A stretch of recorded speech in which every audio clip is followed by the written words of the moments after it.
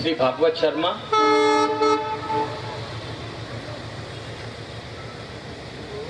दूसरे डिवीजन से आए हुए डिविजनल सेक्रेटरी प्रेसिडेंट सीसी के मेंबरान, और हमारे बीच एक खास व्यक्ति आए हुए हैं बम्बई से आपके लिए, वो है रेल समाचार के एडिटर श्री सुरेश त्रिपाठी जी, आपका स्वागत है। साथियों, एक 2-3 साल के अंतराल में कोल्हापुर डिवीजन ने काफ़ी मीटिंगें की यहाँ, और ऑल इंडिया के भी नेताओं को यहाँ बुलाया है। एक बहुत छोटा डिवीज़न है ये, यहाँ की स्ट्रेंथ बहुत कम है, और इतनी कम स्ट्रेंथ होने के बावजूद भी जिस तरह से आप लोग संगठित रहे, ये एक काबिल तारीफ चीज़ है। साथियों, बीच में कुछ समय ऐसा भी आया था, ये सब आप जानते हैं, कोल्हापुर से भी साथी है, इस चीज़ को अच्छी तरह से जानते हैं। सेंट्रल रेलवे के भी जो साथी है उसको भी, वो भी जानते हैं। हम बाबा को भी हम बार बार कहते रहते थे, उनको बताते रहते थे कि यहाँ पर एक मजबूत एसोसिएशन को, बीच में एक दो इतने मजबूत एसोसिएशन जब यहाँ पर बन गई थी और मजबूती आने लगी, और जिस तरह का माहौल यहाँ पर आपके पदाधिकारियों ने, जो यहाँ के पदाधिकारी है उन्होंने यहाँ करा था, उसमें कुछ लोगों ने ये कोशिश की कि आपकी एकता, आपकी मजबूती को वो कम करें, आपकी एकता, आपकी मजबूती को वो और कमजोर करना चाहते थे। ऐसा समय आया था ऑल इंडिया में, बाबा ने उस समय कह दिया कि आप लोग सही रास्ते पर चलते रहो, आपके पीछे ऑल इंडिया आरपीएफ एसोसिएशन की एपेक्स बॉडी है, पूरा ऑल ओवर इंडिया के आरपीएफ के साथी आप लोगों के साथ में, और उसका नतीजा ये हुआ कि आज फिर आप लोग संगठित हो गए हैं, एक साथ है, आप लोग ने फिर मजबूती ला दी है, और ये मजबूती हर समय कायम रहे। इस चीज के लिए आपको हर समय कोशिश करती रहनी चाहिए। साथियों, अधिकारी आएंगे जाएंगे। एक अधिकारी आया, वो चाहता है कि वो अपने आगे पीछे कुछ लोगों को घुमा फिरा कर अपना बना ले, आपको लालच देगा, आपको गलत अलग तरीके से बातचीत करेगा। कोई कहेगा मैं आपको पोस्ट दे देता हूँ, कोई कहेगा मैं अच्छी जगह आपको पोस्टिंग कर देता हूँ, कोई कहेगा आप कहाँ ट्रांसफर चाहते हैं वहां मैं ट्रांसफर कर देता हूँ। इस तरह से आपको लालच देगा। दूसरा अधिकारी आएगा, वो किसी दूसरों को फिर पकड़ लेगा, 5 आदमियों को, उसको कहेगा मैं आपको कर देता हूँ। तो कहाँ आपकी मजबूती रहेगी, कहाँ आपकी एकता रहेगी? कभी धर्म के नाम पर ये देश हर समय बंटता रहा है। ये देश में की राजनीति, चाहे वो पॉलिटिशियन हो, चाहे वो प्रशासक हो, वो इसी तरह से करते हैं।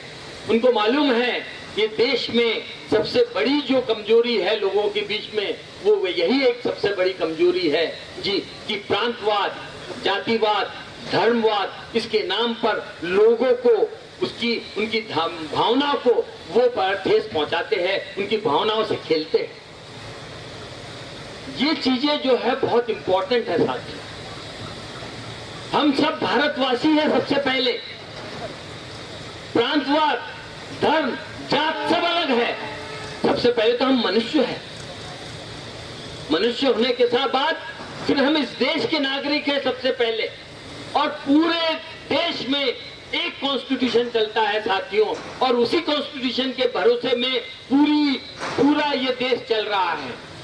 जब वो कॉन्स्टिट्यूशन है लागू, तो क्यों ये प्रांतवाद, क्यों ये जातिवाद, क्यों ये धर्मवाद के नाम पर लोगों को बांटा जा रहा है?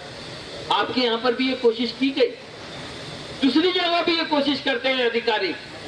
तो मेरा आपसे यही कहना है, आज एक अधिकारी आएगा, उसको मालूम है मुझे अपनी चेयर बचाने का है, वो 2 साल, 1 साल, 3 साल, 6 महीना, जितने भी दिन के लिए आया, वो ये चाहेगा जब तक मैं यहाँ पर हूँ, जब तक मैं यहाँ डीएससी हूँ, मैं यहाँ पर आईजी हूँ, मैं यहाँ पर डीजी हूँ, मेरी चेयर बची रहे। आज ये यहीं का नहीं, इस सब जगह का यही हाल है। चाहे यहाँ का डीएससी हो, चाहे कहीं और का डीएससी हो, चाहे कहीं और का आईजी हो, चाहे एडीजी हो। आज हम लोग इस चीज को ऑल इंडिया में फेस कर रहे हैं। यही डीजी साहब आए थे, जब ये डीजी महोदय आए, हमने सोचा वो हमको बुलाएंगे। हम एक रिकॉग्नाइज्ड एसोसिएशन है, हम एक इलेक्टेड बॉडी है, सिलेक्टेड नहीं है। ये सब सिलेक्टेड है साथियों, इनको गवर्नमेंट ने सिलेक्ट करके वहां पर बिठाया हुआ है, डीजी, आईजी या डीएससी करके। जबकि आपकी जो बॉडी है, आप खुद यहाँ पर आज एजीएम के लिए आए हैं। आप लोगों ने जो आज आप बॉडी बनाएंगे, जो आप लोग यहाँ की डिविजनल बॉडी बनाएंगे, वो आपने इलेक्ट किया है कि नहीं? सही बात है, आप सब लोगों ने इलेक्ट किया है कि नहीं किया है? किया है। और ये अधिकारी सिलेक्टेड है, इनको वहां से सिलेक्ट करके कोई अधिकारी बोलता है इसको वहां बिठा दो, उसको वहां कर दो, 6 महीना यहां कर दो, 1 साल वहां कर दो। तो जो हम इलेक्टेड बॉडी थी, इनका काम था इस डीजी महोदय का कि वो हमें बुलाकर हमसे बातचीत करते, क्योंकि हम इलेक्टेड बॉडी है। और आप इस बात को और अच्छे तरीके से आप जान जाइए, आज इस देश में जो प्रधानमंत्री बैठे हुए हैं वो क्या है? वो इलेक्टेड है, सिलेक्टेड नहीं है। और इलेक्टेड के पास कितना पावर है आप देख लीजिए। प्रधानमंत्री, चीफ मिनिस्टर, इनके पास कितना पावर है देख लीजिए आप।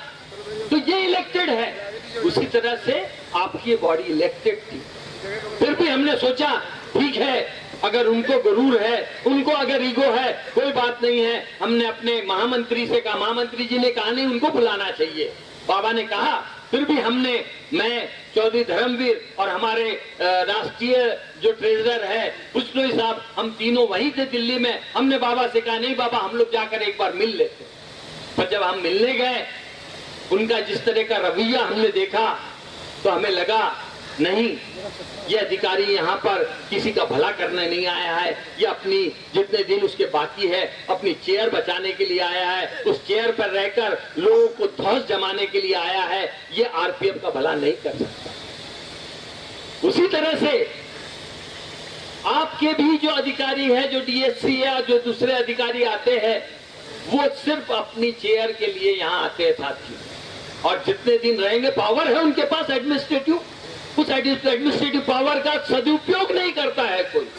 आप बता दीजिए, आपके इतने डीएससी आए हैं, किसी ने यहाँ की जो असली समस्या है, जो पानी की समस्या है या गंदगी की समस्या है, उसको किसी ने सुधारा आज तक? बोलिए आप। फिर क्यों हम सपोर्ट करते हैं उनका? अननेसेसरी जाकर हम नहीं कहते हैं वो नौकरी, जब जितनी देर नौकरी करनी है, जहां हमें वो नौकरी पर लगाएंगे। हम अपनी 8 घंटा 12 घंटा, अगर इमरजेंसी है तो 12 घंटा, नहीं तो 8 घंटा ड्यूटी हम अपनी बराबर करने के लिए मुस्तैदी से करेंगे। हम लोग कोई मतलब नहीं आता हमारा, क्योंकि नौकरी करना, हम इस देश के लिए नौकरी कर रहे हैं। इन अधिकारियों की चमचागिरी करने के लिए नौकरी नहीं कर रहे हैं। इस देश के यात्रियों की सुरक्षा के लिए हम नौकरी कर रहे हैं। ये समझने की जरूरत है आप सब लोगों को। 1-2 आदमी उठते हैं और चले जाते हैं चमचागिरी करने। छोड़िए इन सब चीजों को, आपको कोई फायदा नहीं होगा साथियों। आज वो आपको पकड़ेगा, कल दूसरों को पकड़ेगा, आपको डम करेगा, उसको डम करेगा, चौथों को पकड़ेगा। कहां जाओगे? कितनों की चमचागिरी करोगे आप? इस तरह से नहीं होगा साथियों।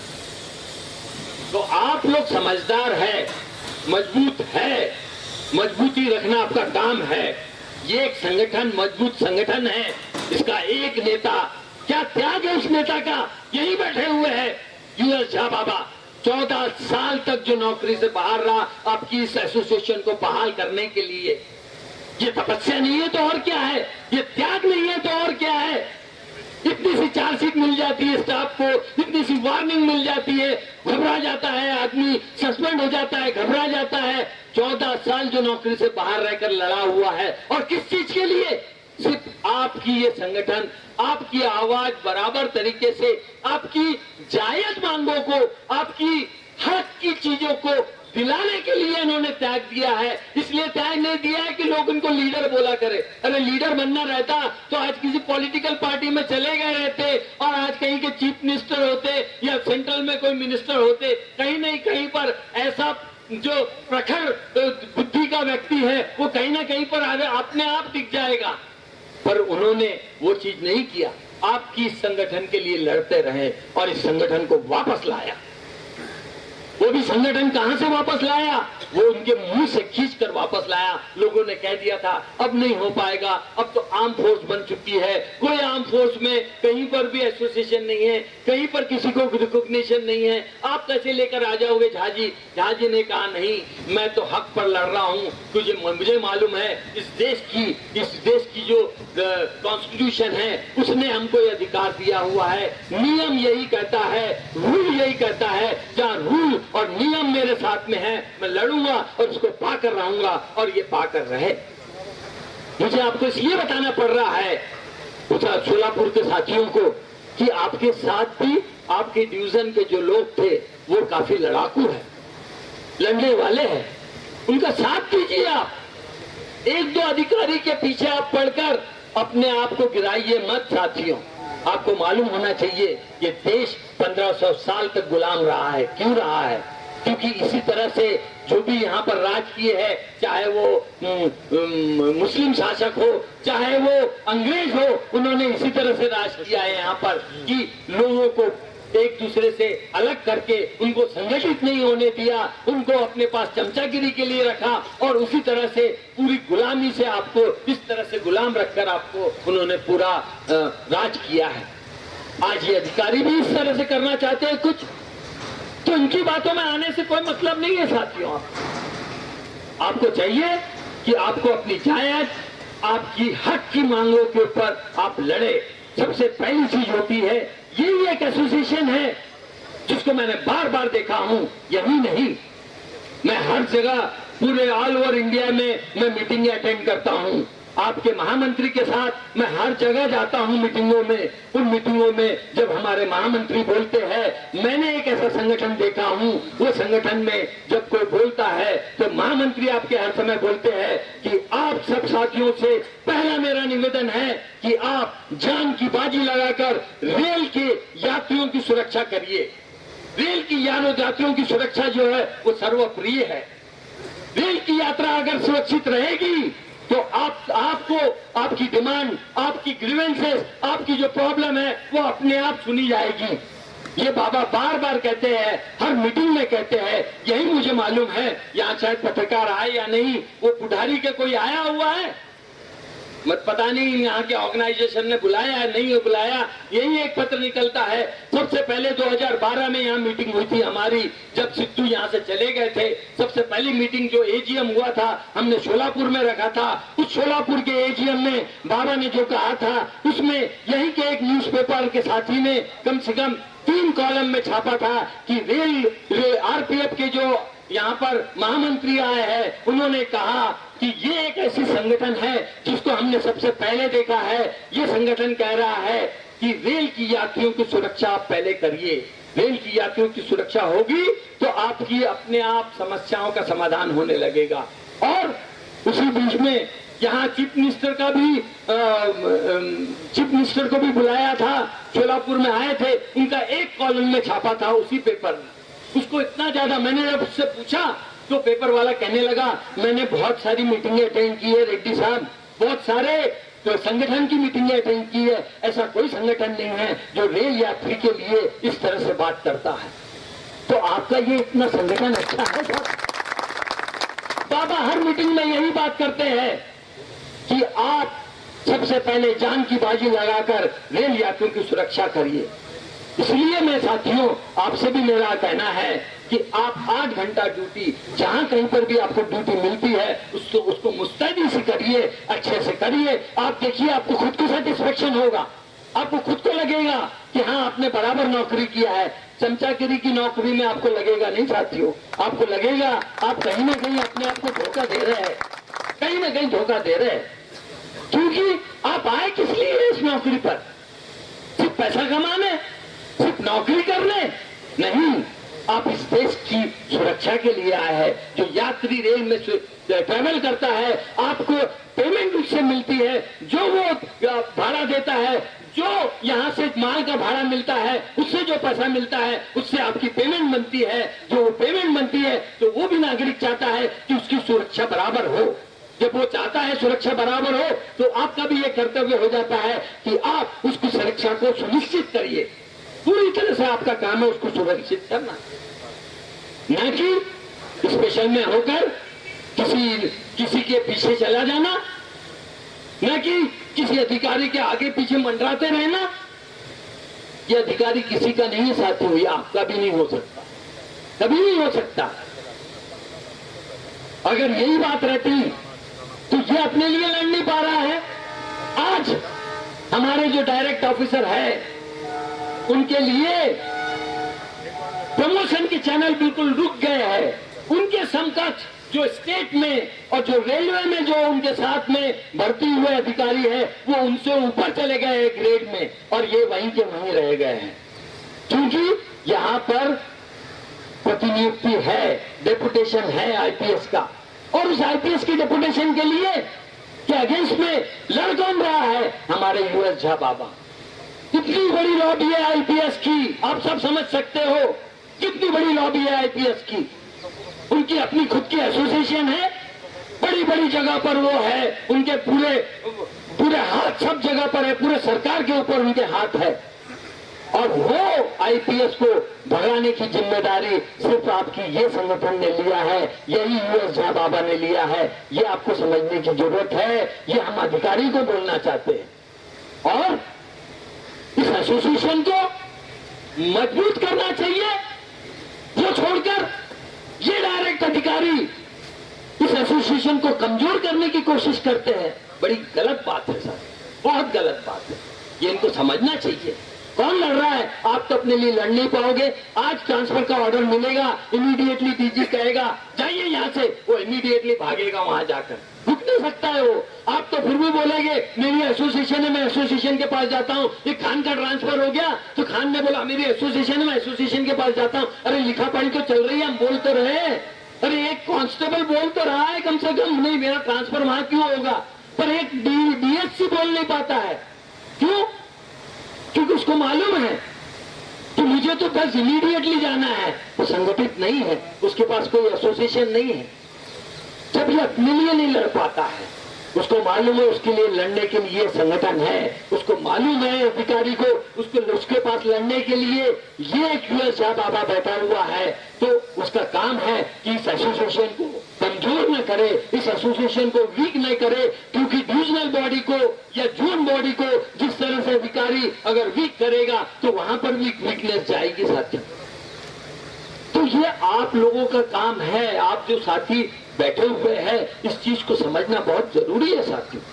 जब तक आप इस चीज को समझेंगे नहीं, इनकी जिस तरह से नीतियां हैं, आज एक अधिकारी यहां से गया है, अगर वो गलत अधिकारी है दूसरे भी डिवीजन में जाकर वो वही गलती करेगा, वो सुधरने वाला नहीं है, वो सुधरने वाला नहीं है। वो दूसरे डिवीजन में भी जाएगा तो वहां पर भी वही गलती करेगा, वो वहां पर भी तोड़ फोड़ की नीति शुरू करेगा। आपको बराबर पता चल जाएगा, ये किसी से छुपा नहीं रहेगा साथियों, देख लीजिए आपको बराबर पता चल जाएगा। तो इसलिए ये हमारी जो एसोसिएशन है ये पूरे भारतवर्ष में एक किनारे से दूसरे किनारे तक चलती है। आपको मालूम है, आप लोग खुद जानते हैं, कश्मीर से कन्याकुमारी, जब कश्मीर से कन्याकुमारी हम कहते हैं तो इसका मतलब ये होता है कि पूरा देश इस आरपीएफ से जुड़ा हुआ है। अगर मैं एक प्रांतवाद, एक धर्मवाद, एक जातिवाद लेकर काम करने लगेंगे हम लोग, तो कहाँ जाएगा? तो फिर मैं चुन चुन कर कहूंगा, अच्छा ये ट्रेन कहाँ जा रही है, कौन से लोग बैठे हुए, अच्छा यहाँ के वो नॉर्थ के लोग बैठे हुए, लूट ले दो साले को, चलता है। अच्छा ये कहाँ की ट्रेन जा रही है, वो नॉर्थ में देखेगा, अब कहाँ की ट्रेन जा रही है, वो वेस्ट की ट्रेन जा रही है, गुजराती और मराठी लोग बोले लूट ले दो उसको, हमको कुछ नहीं करना। इस तरह से चलेगा? इस तरह से देश बनेगा? इस तरह से देश संगठित रहेगा? साथियों, बहुत जरूरी है कि हम लोगों को अपनी एकता को दिखाना है, अपनी मजबूती को दिखाना है। इनॉग्रेट होने के पहले मुझे बोलना है, बहुत जरूरी था आप लोगों को, क्योंकि सोलापुर डिवीजन में इस तरह की चीज हम लोग देख चुके हैं। हमारे ऑल इंडिया के जॉइंट सेक्रेटरी राजेश मिश्रा यहीं से है, हमारे डिविजनल सेक्रेटरी, डिविजनल प्रेसिडेंट को काफी प्रताड़ित किया गया यहाँ पर। हमने उसके बारे में आवाज भी उठाई, उसके बारे में हमने ये भी कहा कि आप अगर ये नहीं करेंगे हमें कुछ न कुछ काम करना पड़ेगा, भूख हड़ताल करना पड़ेगा। इसकी भी हमको नोटिस देनी पड़ी, अधिकारियों ने तब समझा। पर ये कौन है अधिकारी? कुछ, मैं बार बार कह रहा हूँ, अधिकारी कुछ समय के लिए आता है, ये आपके साथ ही काम करने वाला है। राजेश मिश्रा कहीं बाहर का आया हुआ है? क्यों उसने अपना लिया सोलापुर को? क्यों अपना लिया चार में सोलापुर को?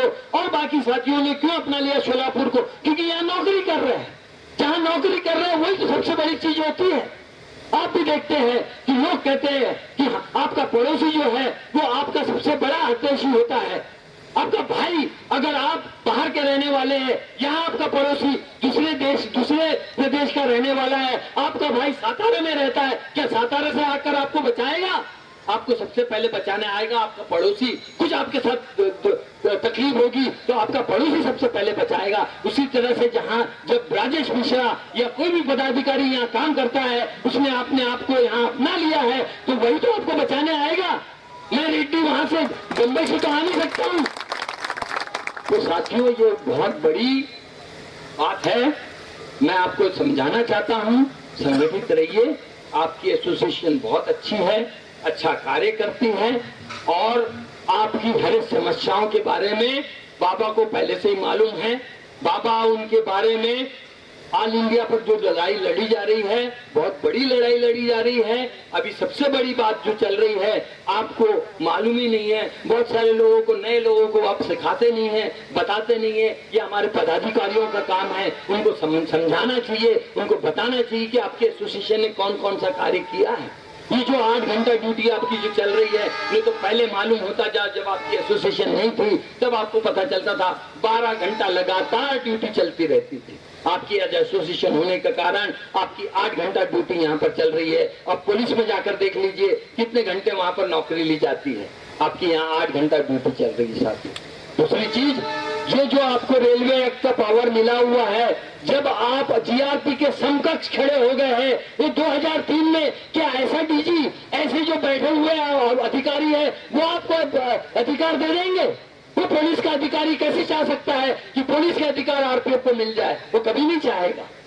तो आपको ये 2003 में जब नीतीश जी थे रेल मिनिस्टर, बाबा ने उनको कन्विंस किया, उनको ये बताया कि ये क्यों जरूरी है, किस लिए जरूरी है, और तब जाकर उन मिनिस्टर ने उस समय के प्रधानमंत्री अटल बिहारी वाजपेयी को कहा, और आपको ये रेलवे एक्ट के पूरे पावर्स मिले हैं। आज आप देख लीजिए आप कहाँ खड़े हुए हैं, जब आपके पास रेलवे एक्ट के पावर है। जीआरपी भी आपको किसी चीज में हाथ लगाने से डरती है, इतना जल्दी नहीं है। वो तो पहले जीआरपी किसी न किसी केस में अपने आदमियों को पकड़ लेती थी, अंदर डाल देती थी। तो इतनी बड़ी चीज, इतनी बड़ी आपको अचीवमेंट मिली है, इतनी बड़ी ताकत मिली है रेलवे एक्ट की, उसके बारे में आप लोग किसी को बताते नहीं है। लोग समझते हैं अरे हमारे जैसा ही मिल गया हमको, तो अरे वो रखा हुआ था वहां कहीं पर किसी ने और बोल दिया हाँ आज दे दो इधर।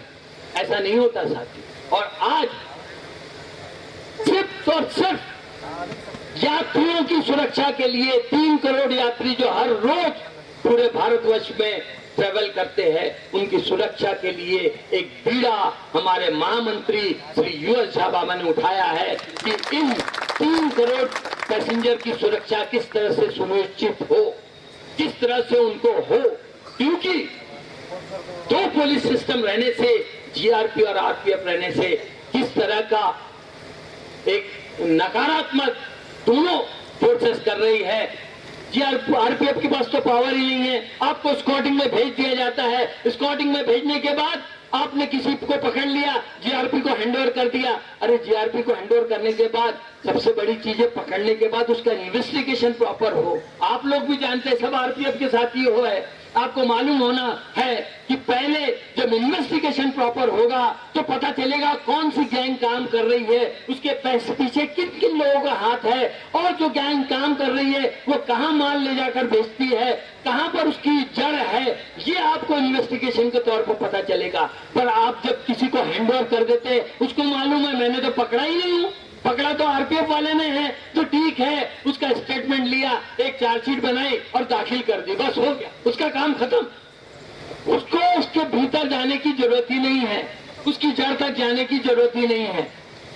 फिर उसके बाद बार बार ये चीजें होगी। फिर आप लोग जब ट्रेनिंग जब जाते हैं स्क्वाडिंग में तो चार्जशीट मिलती है आप लोगों को, फिर रिस्पॉन्सिबिलिटी तो है ही नहीं आपको दे दिया गया है कि हाँ स्क्वाडिंग करो, और ऐसा कोई गलत काम करता है तो उसको पकड़ो। अरे पकड़ने के बाद वाली कार्रवाई तो देखो, इन्वेस्टिगेशन है, प्रोसिक्यूशन है, उसको सजा दिलवाना है।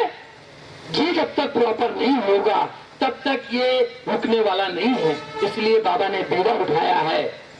ये हर मीटिंग में कहते हैं। अभी हमने मुंबई में एक सेमिनार किया था, बहुत बड़ा सेमिनार किया था, उसमें बाबा ने इसी चीज को लेकर आया सेमिनार कि 3 करोड़ जो पैसेंजर ट्रेवल करते हैं उनकी सुरक्षा किस तरह से हम कर सकते हैं उसके बारे में। तो एम्पावरमेंट ऑफ आरपीएफ कि ये पूरे अधिकार जो है, कानूनी अधिकार रेल यात्रियों की सुरक्षा के, उनके जान, उनके माल की सुरक्षा के पूरे आरपीएफ के पास दे दिए जाए, ये बाबा का कहना है। आरपीएफ के पास इसलिए नहीं दे दी जाए कि आरपीएफ बड़ी बन जाएगी, इसलिए दे दिए जाए क्योंकि पूरे विश्व में हर जगह, हर रेल में एक पुलिस ऑर्गेनाइजेशन काम करता है। और उसी तरह से भारत में भी जब 2 पुलिस ऑर्गेनाइजेशन काम करते हैं तो दोनों में आपस में कहीं न कहीं किसी न किसी विषय में टकराव जरूर होता है, और उसका भुगतान भुगतना पड़ता है रेल यात्रियों को, क्योंकि उसको तो मालूम ही नहीं है कि किसकी क्या जिम्मेदारी है। वो तो किसी आपके पास चला आता है, आप कहते हैं भाई मेरे पास तो इन्वेस्टिगेशन पावर नहीं है, जीआरपी के पास जाइए। जीआरपी कहता है भाई मेरा स्टेट का विषय नहीं है, वो सेंट्रल का विषय, जाइए आप वहां आरपीएफ के पास। अब बेचारा वो यहाँ से वहां करते हुए कुछ लोग आपकी एफआईआर लॉन्च करते हैं, कुछ एफआईआर भी लॉन्च नहीं करते। तो साथियों, ये इस बात को लेकर आपके इस संगठन ने ये बीड़ा उठाया है कि किसी भी हालत में रेल यात्रियों की सुरक्षा पूरी तरह से सुनिश्चित हो, उसके लिए एक पुलिस ऑर्गेनाइजेशन को रेल में रखा जाए, उसको पूरे पुलिस के पावर दे दिया जाए, और पूरे पुलिस पावर देने के बाद रेल यात्रियों की सुरक्षा अच्छे तरीके से कर सकेंगे। तो ऐसा संगठन जब है आपके साथ, जो अपनी समस्याओं को बाद में निपटाने की बात करता है, जो ये कहता है कि पहले रेल यात्रियों की सुरक्षा हो, ऐसे जब आप उसमें आते हैं, ऐसे संगठन से आप जुड़े हुए हैं, तो ये आप सबका कर्तव्य है कि ऐसे संगठन को मजबूत बनाइए। आप लोग जितने से ज्यादा तादाद में मीटिंगों में हाजिर रहेंगे, मीटिंग में आएंगे और अपनी ताकत को आप बताएंगे, उसी का यहां से ऊपर तक जो है वो संदेश जाएगा। तो साथियों, इस चीज को ख्याल में रखिए, अपने संगठन को मजबूत बनाइए, एक साथ रहिए। ये देश हम सबका है, इस देश को हमको बनाना है, ये रेल हम सबकी है, इस रेल को बनाना है, इस रेल को और आगे बढ़ाना है। जय हिंद, जय भारत।